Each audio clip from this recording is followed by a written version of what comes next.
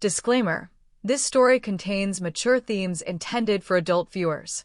Viewer discretion is advised. There was a moment, suspended between breath and betrayal, when I felt my husband's heartbeat against my back, steady, unbothered, almost bored, while another man's fingers traced the hem of my dress with the kind of reverence that should have belonged to him.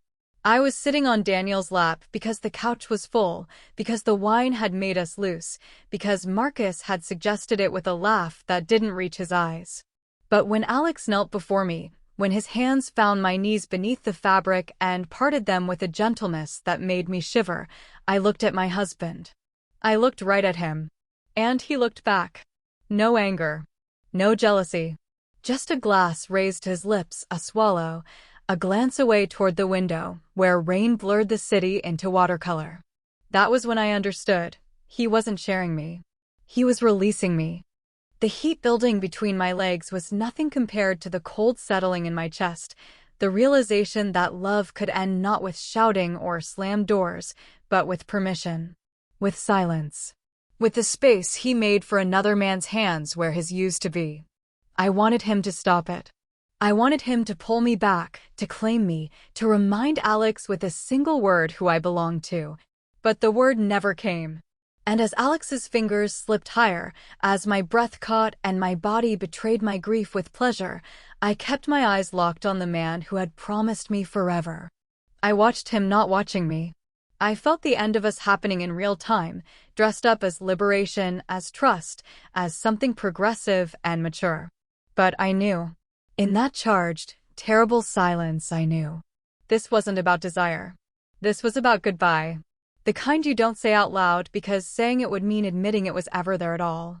My fingers dug into Daniel's shoulders, not from passion, but from the vertigo of falling without anyone catching me.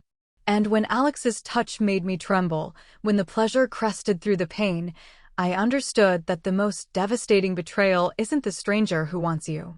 It's the lover who stops wanting you enough to fight. Afterward, we didn't speak of it. Not that night, not the next morning when Marcus made coffee and kissed my cheek like nothing had shifted. But everything had. I could feel it in the spaces between our sentences, in the way he no longer reached for my hand when we walked, in how his eyes slid past mine when I tried to find him there. It was Alex who called 3 days later. His voice on the phone was careful, measured, asking if I was all right. I should have hung up. I should have handed the phone to my husband and let him answer for what he'd allowed. Instead, I found myself meeting him for coffee at a place where no one knew us, where the windows fogged with steam and the tables were small enough that our knees kept brushing beneath them. "I can't stop thinking about your face," he said, not touching his cup. "The way you looked at him. Like you were drowning and he was refusing to throw you a line. Don't." My voice cracked. "Don't pretend you understand what that was." "I don't."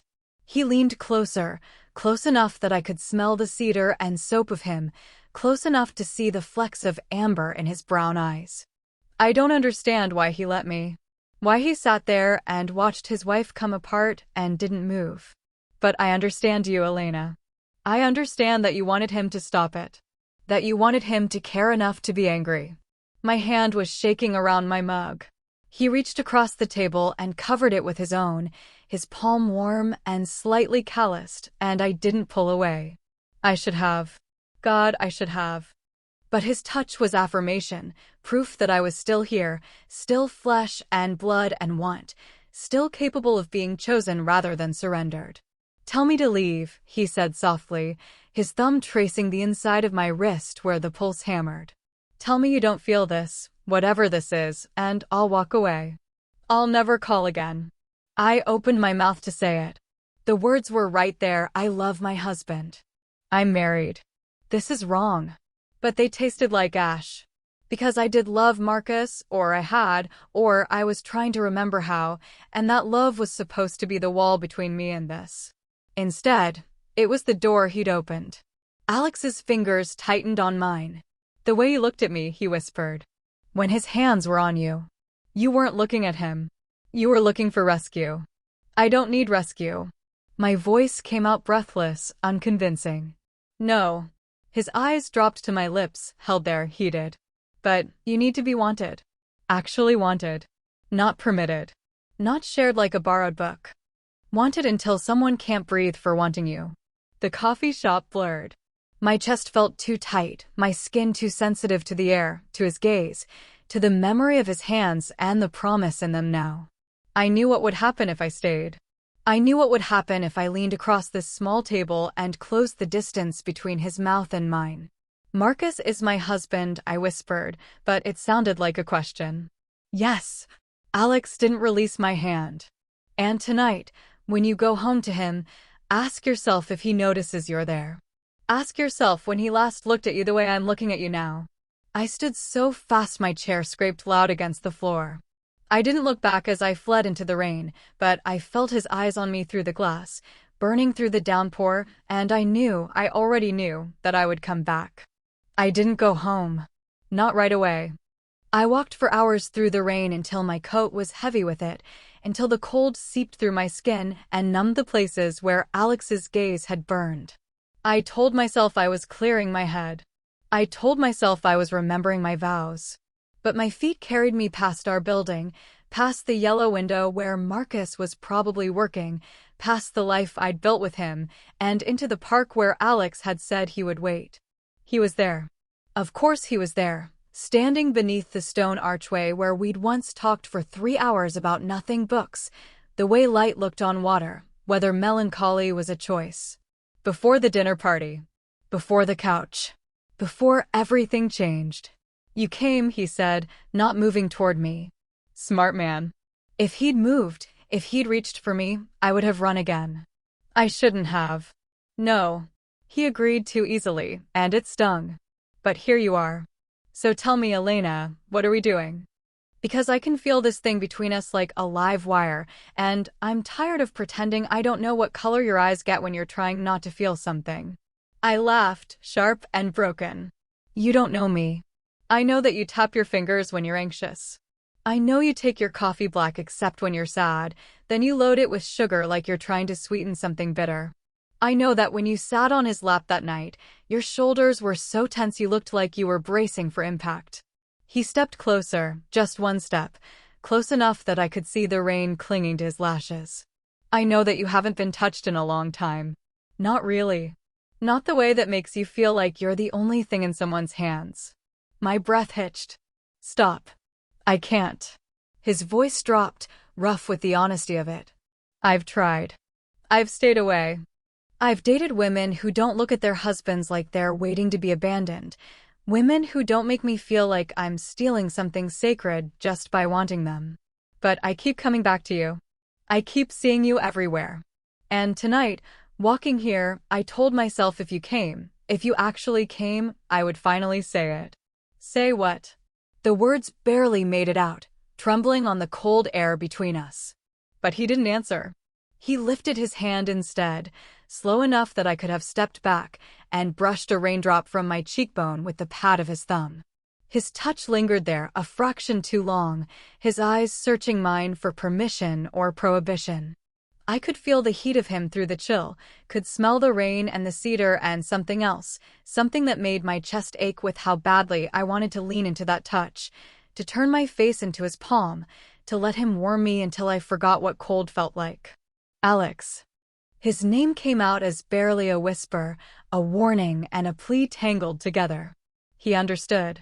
I saw it in the way his jaw tightened, in the way his hand dropped but didn't retreat, his fingers finding mine instead, threading through them until we were palm to palm in the dark, two people holding on like the other might anchor them to something solid. I won't be the reason you hate yourself, he said, his thumb tracing circles on my wrist, each rotation sending sparks up my arm. I won't be the excuse you use to walk away from him. But Elena, he leaned in, close enough that his breath ghosted across my lips, close enough that I could see the struggle in his eyes, the mirror of my own. When you finally decide that you've already lost him, that he let you go the night he didn't reach for you. When you're ready to be chosen instead of surrendered. He didn't finish. He didn't need to. The space between us vibrated with everything unsaid, with the kiss we weren't taking, with the future we were pretending we could avoid. I rose up on my toes, just an inch, drawn by gravity I couldn't fight, and felt him freeze, felt the want coil tight in his shoulders, in the hand that gripped mine almost painfully. Then I stepped back. I pulled my hand free and wrapped my arms around myself, shivering now from something deeper than rain. "I have to go," I whispered. He nodded, his expression shuddering, but his eyes, they stayed hungry. They stayed on me as I walked away, and I felt them burning between my shoulder blades, a brand I knew I would carry home. I went back to the apartment at midnight, my coat still dripping, my lips blue from the cold I hadn't felt until I was alone. Marcus was on the couch, laptop closed beside him, waiting. He didn't ask where I'd been. He looked at my face, really looked, for the first time in months, and something in his eyes shifted. Recognition, maybe. Or resignation. "You should go to him," he said quietly. I stood frozen in the doorway, water pooling at my feet. "What?" "Alex. You should go." He ran a hand through his hair, the gesture so familiar it hurt. "I've known for weeks. The way you light up when he texts. The way you stopped touching me first, then stopped wanting me to touch you. I told myself it was a phase. That night with him, I thought maybe if I let it happen, if I didn't make it into a thing, you'd get it out of your system." He laughed, hollow and broken. "Instead, I watched you look at me like I was killing you. And I realized I'd already done the killing.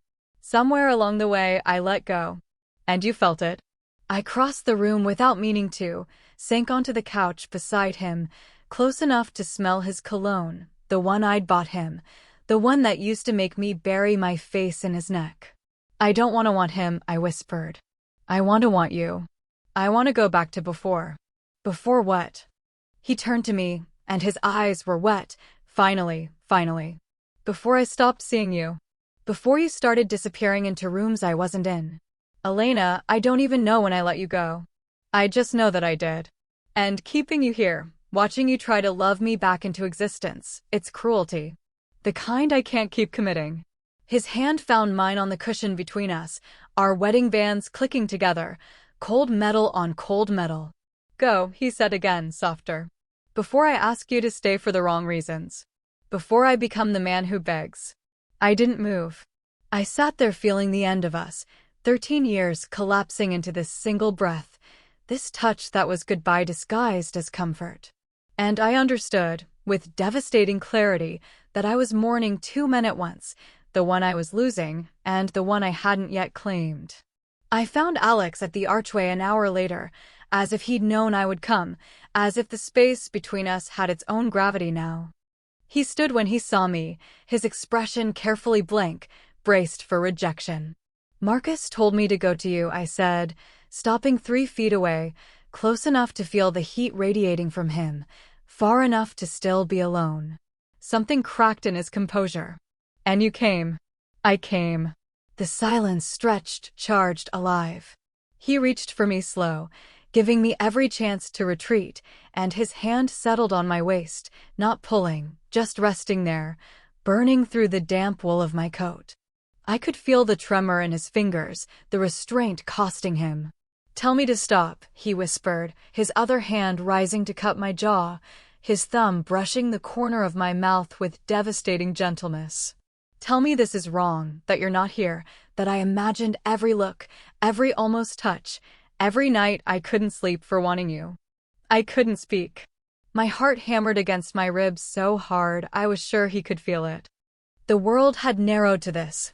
His hands on me, his breath mingling with mine in the frozen air, the space between our bodies vibrating with 13 years of loneliness and 3 months of torture, and this single, inevitable moment. He leaned in. Not kissing. Not yet. Just close enough that his forehead rested against mine, his eyes falling shut, his exhale shuddering against my lips. "Elena," he breathed, and my name had never sounded like that, like prayer, like hunger, like a man drowning and finding oxygen in my mouth. I rose onto my toes. My hands found his chest, fisting in his coat, pulling him closer, closer, until there was nothing between us but intention and terror and the raw, electric certainty that once we crossed this threshold, there would be no returning to who we were before. His lips brushed mine, not a kiss, not fully, just the promise of one, the heat and softness and unbearable restraint of it. I felt him shake.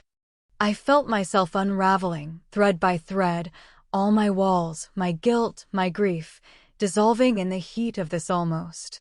Please, I whispered, and I didn't know what I was asking for. Permission.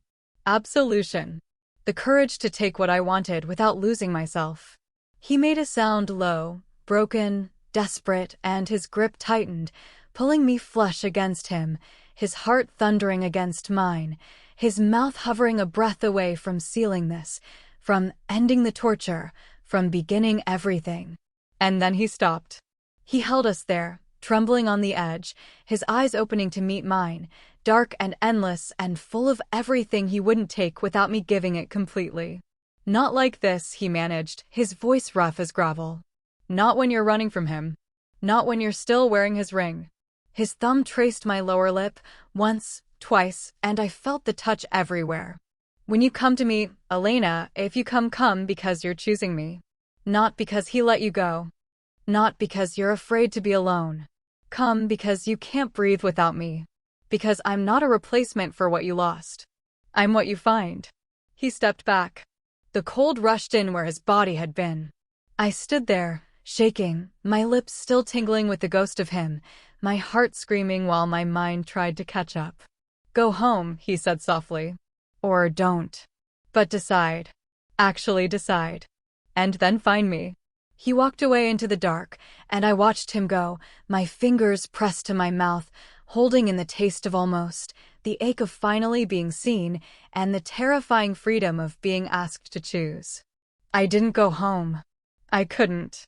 I walked until my feet found the path to the one place I shouldn't be, the one place I couldn't stop going. Alex's apartment. The light was on. He was waiting.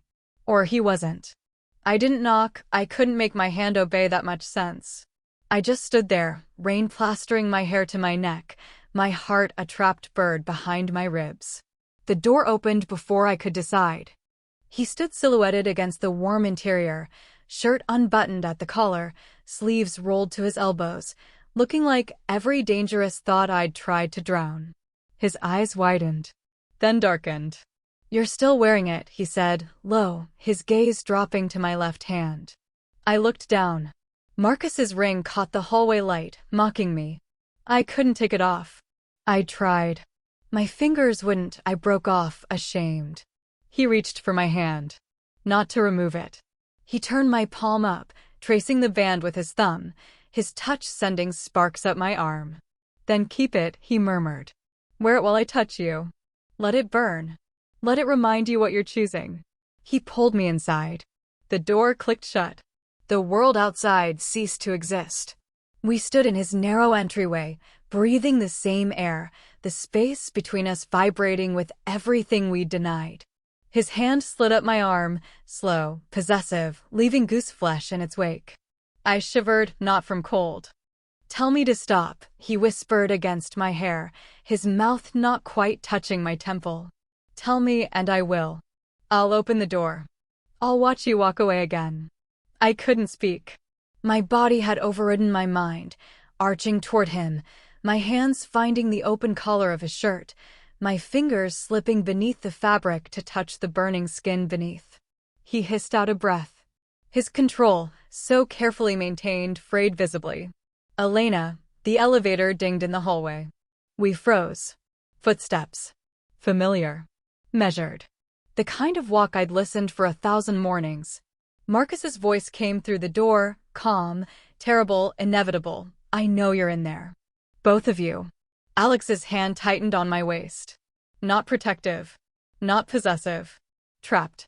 We were trapped, the three of us, in this web of permission and betrayal and love that had curdled into something unrecognizable. I gave you my blessing, Marcus continued, and I could hear the smile in his voice, the one that didn't reach eyes I'd stopped being able to read. But I didn't give you my absence. Open the door, Elena. Let's finish what we started. All of us. My blood turned to ice. Then to fire. The ring on my finger suddenly weighed nothing and everything. Alex looked at me, question and hunger and fear warring in his expression, waiting for me to choose, not between them, but between the lie of easy escape and the truth of what we'd all become. I reached for the handle. I didn't open the door. Not then. The three of us stood on either side of that threshold, Marcus with his terrible calm, Alex with his hands still burning through my coat, me with my heart hammering so loud I was sure they both could hear it, until I finally found my voice. "Go home," I said to the shadow behind the glass. "Please." Silence. Then footsteps retreating, measured, unhurried, as if he'd only come to deliver a message, and now his work was done. The elevator dinged. He was gone. But his presence lingered, a ghost in the hallway, a weight on my left hand. Alex released me. Not stepped back, released, as if letting go required conscious effort, as if I'd been anchoring him to something. His hands hung at his sides, trembling. "You should go too," he said, but his eyes betrayed him, hungry, devastated. I didn't move. We stood in his entryway until the rain stopped, until the city outside began its gray awakening, until the choice I'd been avoiding made itself without me. I slept in his guest room. Alone. He pressed sheets into my hands, a towel, his toothbrush still in its packaging, intimacy through restraint, care through distance. I heard him pacing until dawn. The morning broke soft and cruel. I found him in the kitchen, 2 mugs steaming between us like offerings. He looked up, and I saw the night written in the hollows beneath his eyes, the same exhaustion I felt in my bones. "I called him," Alex said quietly. "After you slept. I told him I'd bring you home. That nothing happened." "Why?" "Because you were crying in your sleep." He pushed a mug toward me, his fingers brushing mine. "Because I want you to choose me, Elena. Not because you're running. Not because you're broken." And last night, he stopped, jaw tight. "Last night, you were both." I wrapped my hands around the ceramic, letting it burn. "I don't know what I feel. Whether this is love or just freedom. Whether I want you, or just don't want to be invisible anymore. Then figure it out." He reached across the table, not for my hand, but for the ring still on my finger, turning it so the gold caught the gray light. "But not with me as your escape route. Not with him as your safety net. When you know, really know, find me. I'll be here." The doorbell rang. We both startled. Alex checked the peephole, then stepped back, expression unreadable. "It's for you." I opened it to find Marcus standing in the hall, holding a file folder, his eyes not on me but on Alex behind me. "I came to give you this," he said to me, finally looking at my face. "Divorce papers. Signed. I filed them yesterday. Before last night." He smiled, sad and real. "I wasn't trying to catch you, Elena. I was trying to set you free. I just didn't know how to say it without making it sound like I didn't care." He handed me the folder, kissed my forehead, gentle, final, and walked away without looking back. I stood in the doorway, papers in hand, the ring suddenly loose on my finger, Alex's warmth at my back, and understood that freedom felt exactly like grief. I didn't take the ring off that morning.